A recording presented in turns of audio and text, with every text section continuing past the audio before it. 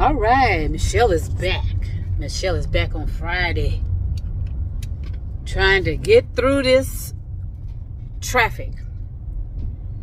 And it's obvious that there is nothing more, nothing less than mediocre work out here, especially when it relates to the construction.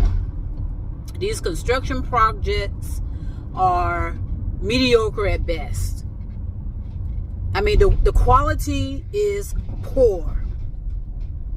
And that explains why there's a constant need to keep redoing what they claim to have resolved, redoing, and it's all smoke and mirrors.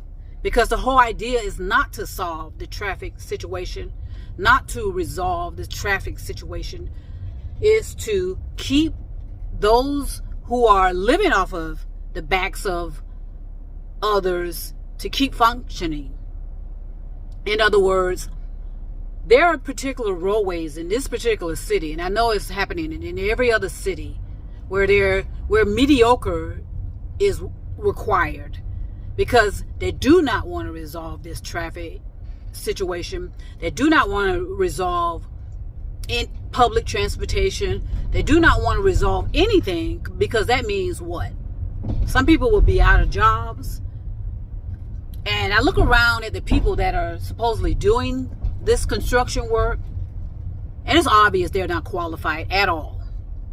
But hey, this is what people were asking for, right?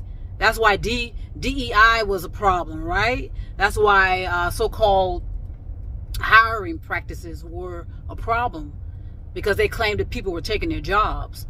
Well, I'm looking at the people out here now that are completing this work in construction, and it's a nightmare.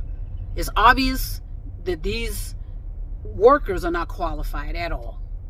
So, hey, as they say, you get what you paid for.